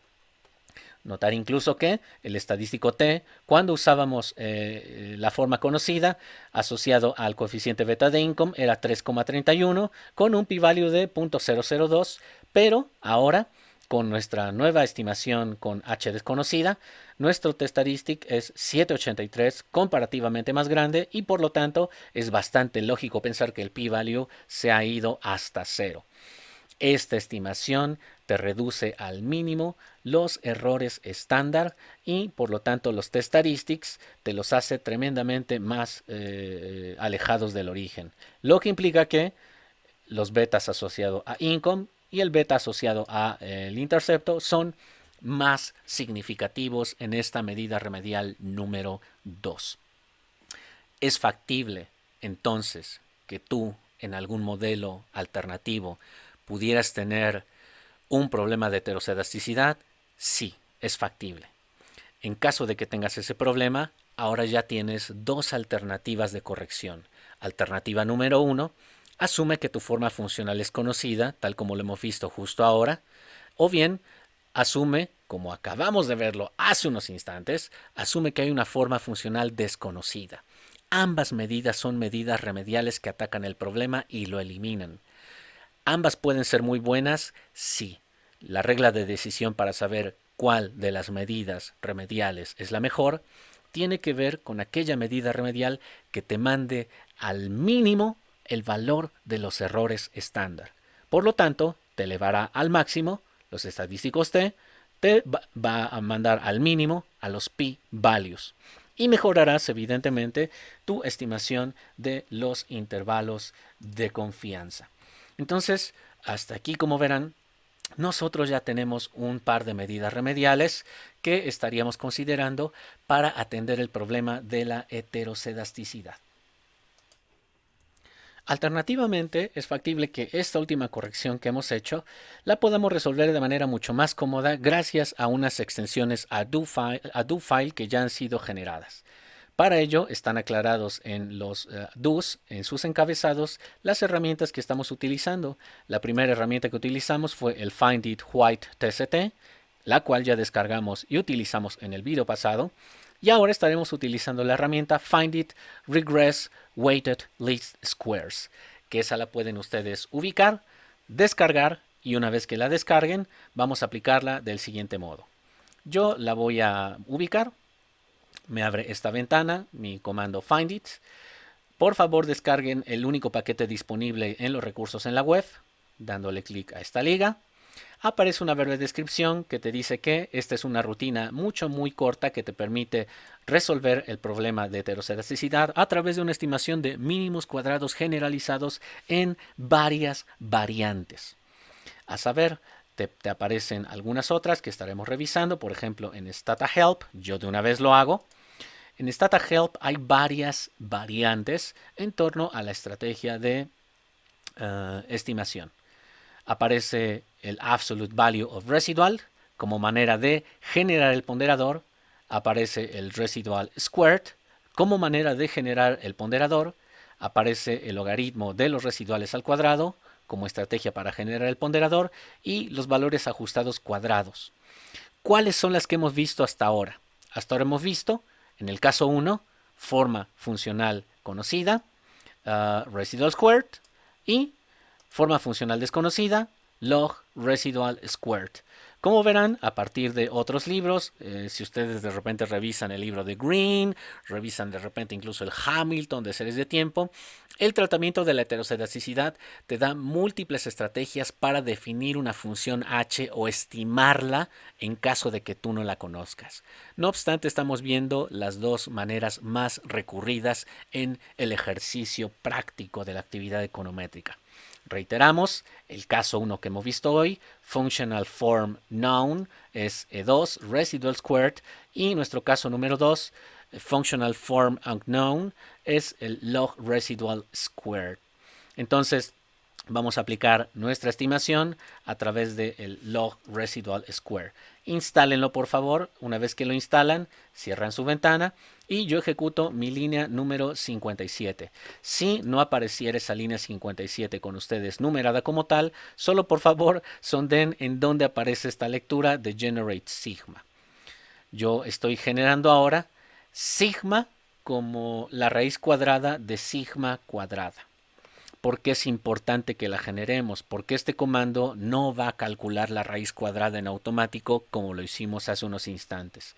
El comando, como verán, es muy explícito. Te dice, vamos a hacer un análisis de regresión, mínimos cuadrados ponderados. Pones tu estructura de la ecuación, ahorros, ingresos, tamaño, educación. Perdón, estoy viendo otra. Estamos con esta que está aquí. Análisis de regresión, mínimos cuadrados ordinarios. Tenemos nuestro caso Food Expenditure, Food Expenditure Income, que es este que está por aquí. Tenemos nuestro caso Food Expenditure Income y Weighted Variance será sigma. Este es el ponderador que tú vas a meter. Importante, el ponderador que tú vas a meter aquí ya debes de sacarle la raíz cuadrada. ¿Qué es lo que va a hacer Stata cuando tú le metas aquí cualquier variable? Stata simplemente va a calcular 1 sobre la variable que tú estés considerando. No va a extraer la raíz cuadrada. Por eso yo solo pongo sigma, porque Stata lo único que hará es calcular 1 sobre sigma. Y el tipo de tratamiento es a partir de la forma logarítmica, que es la que nosotros vimos hace un instante como la forma Harvey-Godfrey. Este comando debe de aclarar que no incluye la constante, nosotros la estamos generando con el comando y estamos agregando además el gráfico de los residuales. Entonces, si tenemos ya nosotros nuestro gráfico de los residuales, yo ya generé mi sigma, notar que ya ha sido generada la raíz cuadrada de sigma cuadrada, simplemente ejecuto mi regress weighted least squares. Y este es mi conjunto de residuales del nuevo modelo, los residuales del modelo generalizado. ¿Por qué te presenta esta gráfica default? Podrías no poner la leyenda y no te la genera, pero ¿por qué presentarla? Porque notar que los residuales ahora están tremendamente concentrados en torno a la media nula. ¿Qué te está generando este comando? Además, este comando te está generando, como lo pueden ver en esta parte, te está generando los ponderadores como un vector adicional en tu dataset y los residuales. Entonces, lo que podríamos sondear es simplemente ver cómo se comportan esos residuales, los weighted least squares residuals versus los residuales cuadrados de nuestro modelo. Si observan, yo los estoy ejecutando a través de estas líneas. Permítanme solo hacer un pequeño cambio. ¿Listo? Y vamos a graficar los residuales obtenidos a través de este modelo, del modelo generalizado. Primero generando los residuales de ese modelo al cuadrado. Yo estoy tomando la variable que ha sido generada, WLS-residuals, y lo voy a denominar como 2 por cuadrado, y no es más que WLS-residuals. Esta variable ha sido generada con el comando más reciente que yo tengo insertado, que es este, y esta es la variable que voy a elevar al cuadrado. Esos son los residuales de tu modelo transformado. Y ya que lo tenemos, analicen por favor la estructura del two-way. Estamos contrastando los residuales cuadrados, tanto de mínimos cuadrados ordinarios, mi modelo original, como los mínimos cuadrados ponderados. Los ponderados son evidentemente los azules, lo que ahora me dice en una prueba gráfica que mi modelo efectivamente genera un patrón de dinámica en los residuales cuadrados que es homocedástico, es uniforme, no hay ningún spread. Los puntos en rojo eran los viejos y conocidos residuales cuadrados de mínimos cuadrados ordinarios que sí tienen ese problema. Hasta ahí, como verán, ustedes ya cuentan entonces con el diseño de medidas remediales que atacan directamente al problema.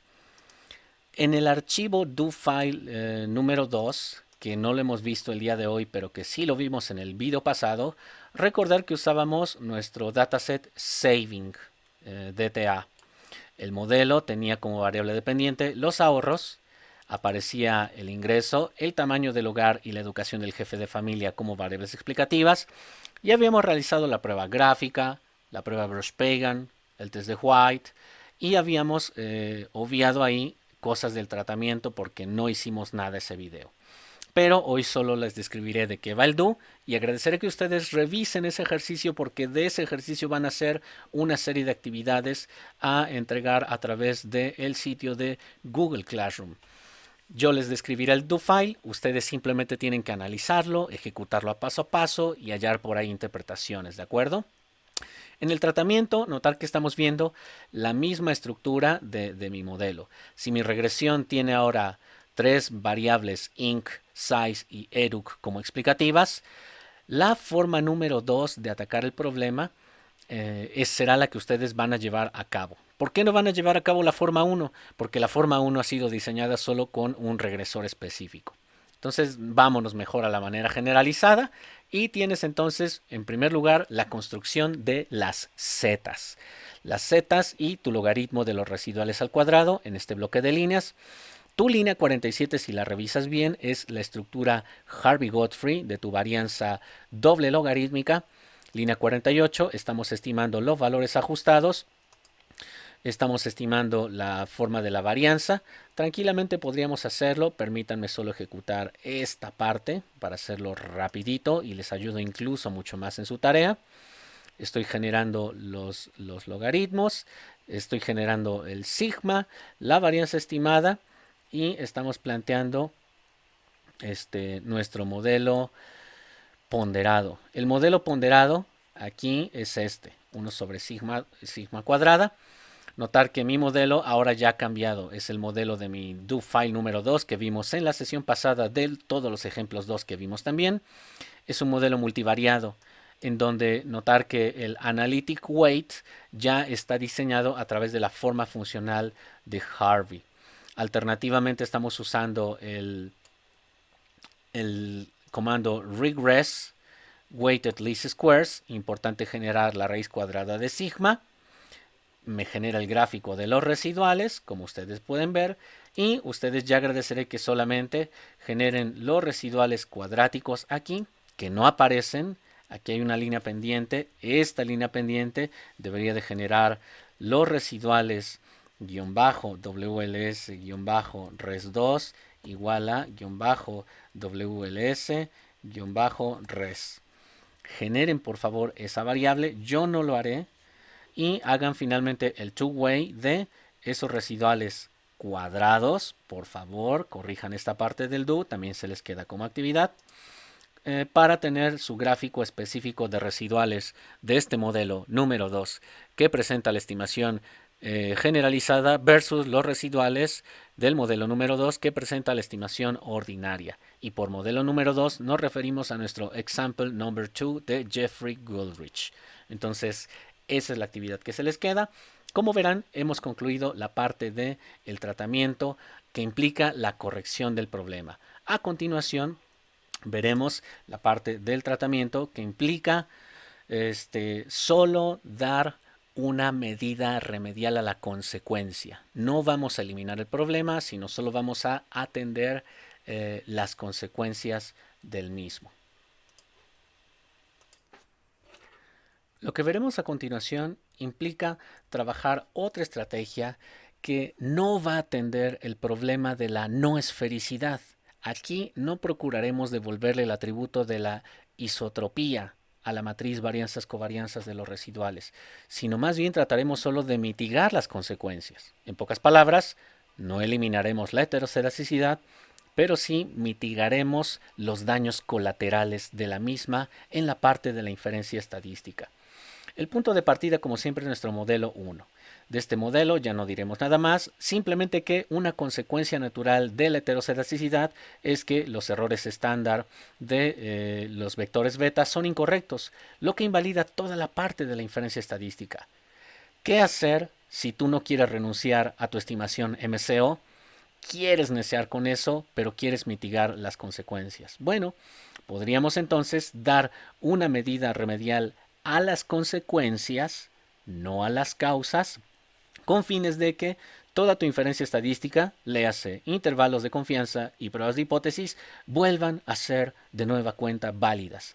Aquí no estaremos abonando por mínimos cuadrados generalizados, sino estaremos siguiendo con estimación MCO. Entonces, la solución es pensar primero en cómo atender el problema. Si mi modelo univariado es este, notar que la definición de la varianza, que también ya la habíamos visto, simplemente es esta estructura. Esta estructura es el símil a lo que teníamos en términos matriciales sobre mi sándwich matriz varianzas covarianzas de los coeficientes beta. Solo que en el caso univariado hay un componente conflictivo. El componente conflictivo es sigma cuadrada I, porque ahora ese subíndice I aparece indicándome que el estimador está contaminado por la heteroscedasticidad en los residuales.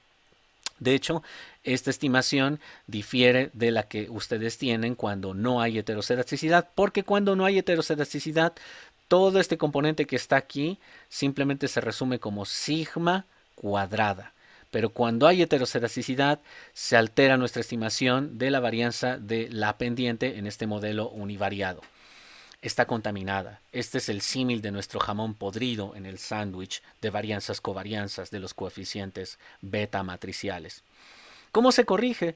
Hal White ha diseñado una estrategia que le denomina darle robustez a los estimadores. Es decir, a pesar de que tengan el problema, es posible darles una fortaleza de tal modo que tú sigas realizando inferencia estadística de manera válida.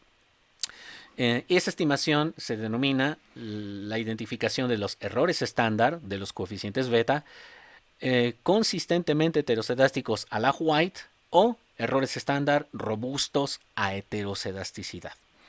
¿Cuál es la característica de esa varianza? Bueno, si finalmente el numerador se está alterando por sigma cuadrada I y este producto, es factible que tú mitigues esa influencia. Notar que si el numerador aquí está creciendo y esto permanece constante y esto crece, la varianza crece.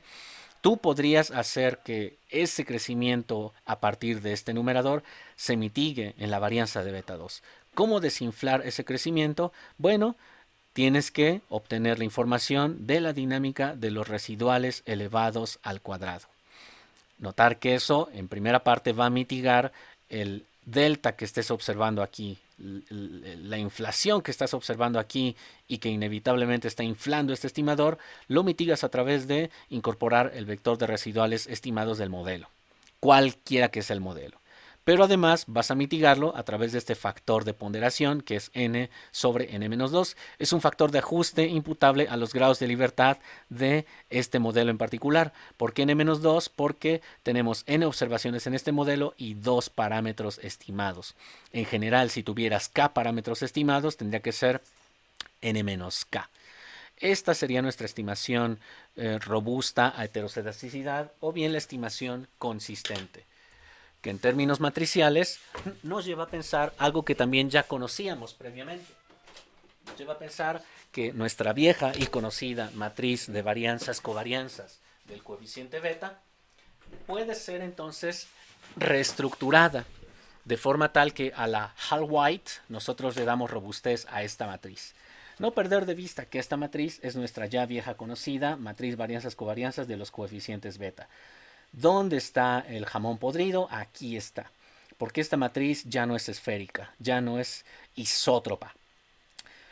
Aquí tenemos una diagonal que no consta de valores constantes y por lo tanto la manera de darle robustez a ello es solo tomar los elementos de la diagonal y construir esa diagonal matriz con cada una de las estimaciones de los residuales de tu modelo. Si tú reemplazas esta expresión por los elementos de la diagonal, vuelves a calcular la matriz varianzas-covarianzas del vector beta de forma tal que se mitiga el problema construido a través de la heteroscedasticidad. Reiteramos, no estamos corrigiendo el problema, sino solo estamos mitigándolo. Estamos mitigando esas consecuencias. Por lo tanto, en Stata esto se puede resolver de manera muy sencilla. Si son tan amables, vuélvanse por favor a su software de Stata. Yo estoy reutilizando mi dataset de FoodDTA de Hill Griffith Slim.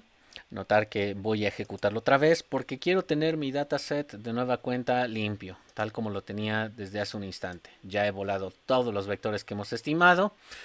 Ustedes los pueden replicar después. Y vamos a hacer la regresión original. Esta regresión que sabemos ya tiene problemas de heteroscedasticidad y por lo tanto toda esta parte de inferencia estadística deja de ser confiable. ¿Qué hacer si quiero seguir con estos estimadores mínimos cuadrados ordinarios, pero quiero robustecer toda la parte de la inferencia estadística? Bueno, darle robustez a ello implica que generes errores estándar robustos a la White. ¿Cómo hacerlo a la White? Bastante sencillo. Aquí simplemente nos vamos a Statistics, Linear Models and Related, Linear Regression, incorporamos nuestra variable dependiente, nuestra variable explicativa. Yo voy a borrar las opciones que pusimos para los weights. Metan por favor entonces sus variables independiente y explicativa. Y cuando le den Standard Error Robust a esa pestaña, notar que estamos en esta pestaña, indiquen por favor que van a darle robustez a esa estimación. ¿Cuál es la estimación default que me está presentando a la White y cómo sé que es esa? No perder de vista que es la opción default, al menos la versión a la Hal White, como lo vimos en la presentación. Estás ponderando con n sobre n-k, donde k en este modelo bivariado es 2. En White aparece n sobre n-k. Le dan Submit y ustedes ya tienen su estimación todavía mínimos cuadrados ordinarios. No perder de vista que los coeficientes puntuales MCO de intercepto y dependiente permanecen iguales porque no hemos cambiado el método de estimación, no hemos transformado nada, no hemos utilizado ponderadores de nada para transformar el modelo, sino simplemente los standard errors les hemos dado cierta robustez. Notar que el tema de la robustez implica que para los dos valores de este vector de standard errors generas métricas comparativamente menores, 2,09 sin darle robustez, 1,80 dándole robustez al estimador del error estándar del coeficiente asociado a income, 43,41 versus 27,46 de los estimadores de intercepto en la versión 1 MCO sin robustez y 2 dándoles robustez. Eso evidentemente modifica tanto los test statistics, notar que los test statistics en general se me están yendo más arriba, los p-value se me están yendo sutilmente más abajo y evidentemente los intervalos de confianza ya son de nuevamente cuenta válidos. Reiteramos, a título personal, esta estimación no es de mis favoritas, al menos no en datos de corte transversal. Evidentemente se vuelve una de mis favoritas en modelos probabilísticos y en series de tiempo por razones que estaremos viendo posteriormente. Quizá en el curso de econometría 2, espero verlos sin duda, ahora más que nunca, pero podremos verlos quizá más adelante. Pero en corte transversal yo te diría, mejor no le apuestes a robustez y ataca el problema si ya tienes una estrategia para atacarlo de frente y eliminarlo. Pero si evidentemente eres muy fan de mínimos cuadrados ordinarios, entonces quédate con MCO, pero por favor dale robustez a tus estimadores del error estándar si es que tus pruebas de hipótesis te dicen que el vector de residuales obtenidos del modelo tiene síntomas de heteroscedasticidad. Eso en cuanto a nuestro conjunto de medidas que son paliativas, ¿no? De hecho, esa es la medida paliativa de heteroscedasticidad.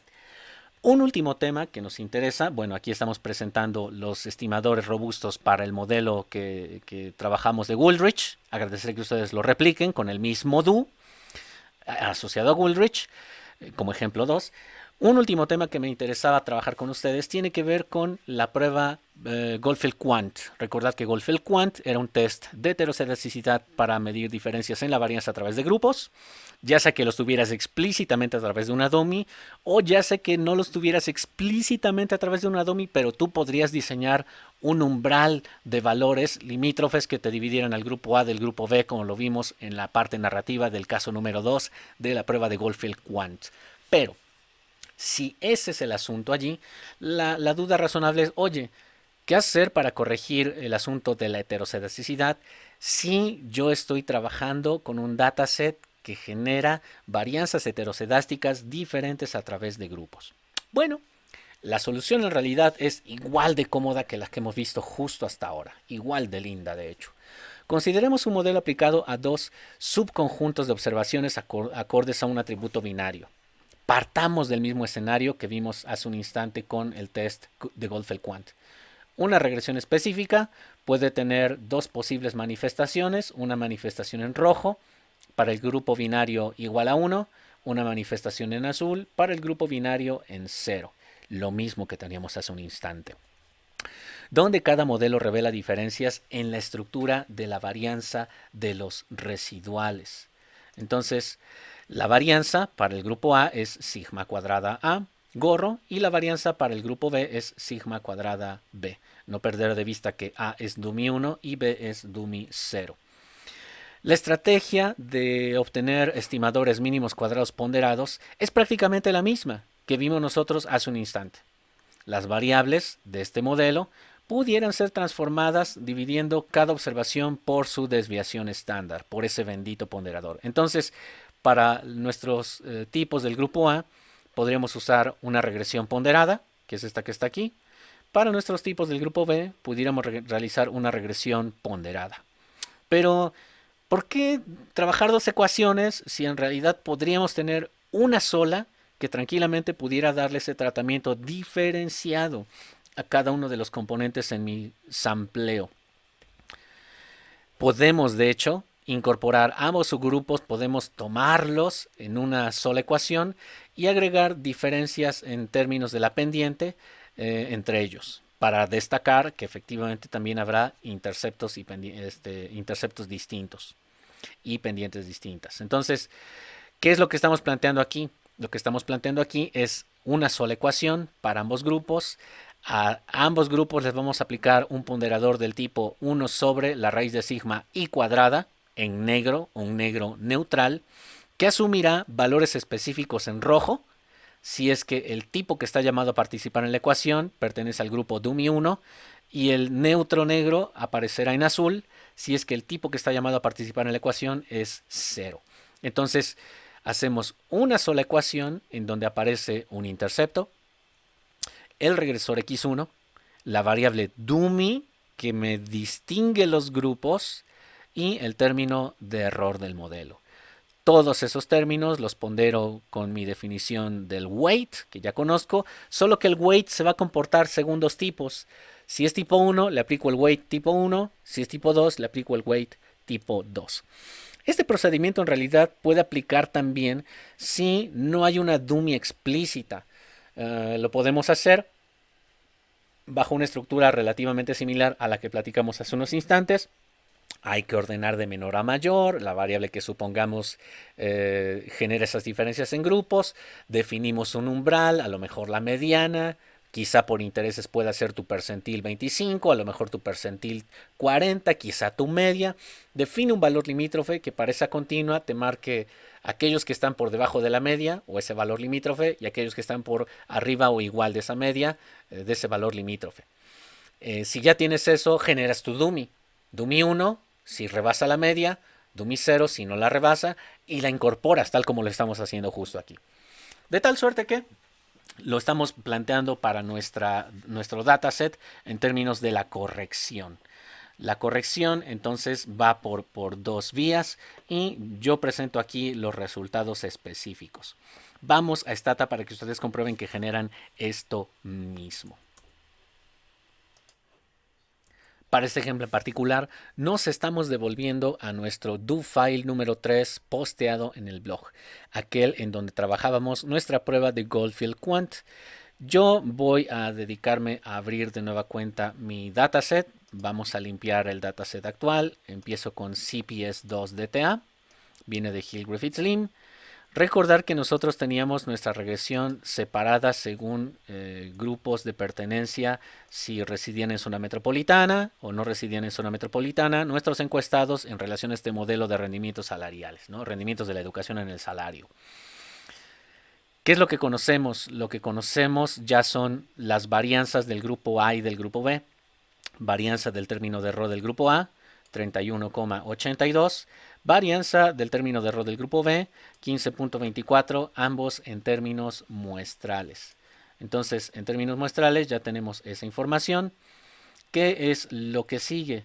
Lo que sigue simplemente es nuestra sección 30 de la línea 35 que dice tratamiento. El tratamiento implica que generamos primero un ponderador. Un ponderador que será 1 sobre sigma A para el caso A y 1 sobre sigma A para el caso B, tal como lo consideramos aquí. Entonces, yo lo que voy a asumir es que tengo esta parte. Voy a generar ese ponderador con Generate Replace. Observen lo que está ocurriendo en su archivo DTA. Esos son los ponderadores, pero son del tipo 1 sobre sigma cuadrada. No perder de vista eso. Estamos haciendo nuestra regresión en una sola ecuación. Tiene la variable dependiente, la variable educación y experiencia, que son continuas, y la variable binaria que está causando la diferencia. Y vamos a incorporar como ponderador analítico la variable W. Notar que Stata con esa opción calculará la raíz cuadrada, como ya lo conocemos, y entonces esta será mi estimación a través de mínimos cuadrados generalizados de nuestro modelo que reconocía heterocedasicidad a través de diferencias entre grupos. Esta es tu versión mínimos cuadrados ponderados o generalizados que se confronta con la regresión original, que es la que teníamos nosotros hace un instante. Los coeficientes asociados a los errores estándar son comparativamente inferiores. Yo agradeceré que ustedes realicen esa estimación. Los test statistics, notar que son tremendamente altos, 17,45, 9,09, 4,44 y 9,22 con signo negativo, lo que implica que los p-values, todos prácticamente, me revelan el mismo resultado. Cada uno de los regresores incorporados en el modelo es significativamente distinto de 0. Esta estimación ya ha corregido para nosotros el problema de la heterocedasicidad. ¿Es factible que utilicemos aquí nuestro viejo comando regress weighted least squares? Sí, sin duda. Pero como Stata no va a calcular la raíz cuadrada automáticamente, nosotros tendremos que generar sigma. Y entonces generamos esos sigmas para los grupos A y B. Sonden cómo se está generando con esas líneas 3940 en su DTA, por favor, y aplicamos el comando regress weighted least squares. No perder de vista que el weighting variable será para nosotros sigma. Stata aquí con este comando no calculará la raíz cuadrada, nosotros lo hemos hecho, sino lo único que va a hacer es la variable que tú pongas va a expresarla como 1 sobre la variable que hayas colocado. El tipo que estamos trabajando, ahora estamos trabajando el tipo forma funcional de la varianza conocida, que es el tipo E2. Entonces el tipo E2 me genera este conjunto de residuales que podría elevar al cuadrado, contrastarlos contra los de mínimos cuadrados ordinarios y ver que efectivamente he corregido el problema. Pero también pudiéramos hacer la variante 2, la variante de una forma funcional desconocida o a la Harvey-Godfrey. A la Harvey-Godfrey, notar que esto ya sin duda es mucho más cómodo porque solo requiere que tomes esta línea, la pegues aquí abajo y en lugar de ponerle E2 pones la forma Godfrey, que es Harvey-Godfrey, perdón, que es una log E2. Este es el segundo caso con el segundo conjunto de residuales cuadrados. Dos posibles estrategias de solución para un mismo problema. ¿Cuál de las dos estrategias es la mejor? La mejor es aquella que te mande los standard errors al valor mínimo. No hay prácticamente diferencias entre una y otra. 1,019 0,3462, 0,014, si ustedes comparan los dos vectores de errores estándar. Prácticamente la solución es la misma. Por lo tanto, ambas soluciones son igualmente preferidas. Cualquiera de las dos puede ser la más adecuada. Ese es nuestro último tema a cubrir el día de hoy. Como verán, la parte de las no esfericidades o las no isotropías en la matriz varianzas covarianzas de los coeficientes beta, sin duda que es un tema en econometría. De hecho, podríamos decir que es un tema sin el cual no podríamos realizar de forma adecuada inferencia estadística, que en realidad a ustedes como actuarios, a mí como economista, resulta crucial en el análisis econométrico. Por ahora entonces nos despedimos.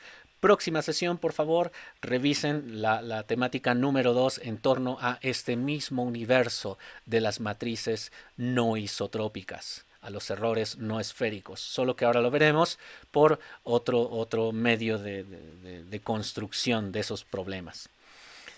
Atiendan por favor las tareas que están indicadas en el blog. Tienen que ver con las actividades que hemos realizado justo ahora. Hay que responder algunas preguntas, realizar algunos gráficos y presentar algunas estimaciones. Las tareas, por favor, agradeceré que ustedes las manden a través de Google Classroom. Compártalas en esa carpeta Drive que ustedes pueden acceder desde su liga de Google Classroom. Muchas gracias por haber dedicado el tiempo para ver este video en dosis pequeñas o, si han tenido la valentía de verlo, de una sola sentada. Gracias en ambos casos. Me despido, no sin antes recordarles que por favor revisen habitualmente nuestros canales de comunicación, vía correo electrónico por supuesto, o vía Google Classroom. Ahí pueden dejar también sus comentarios y dudas. Si pueden suscribirse al canal, háganlo por favor. Estaremos enviando más contenidos a lo largo de las siguientes semanas. Si pueden recomendar este canal con algún colega de ustedes, ya sea de nuestra clase o de clases quizá similares, adelante. Eso también será bienvenido. Sin más por el momento me despido. Nos vemos en la siguiente comunidad actuarial. Hasta luego.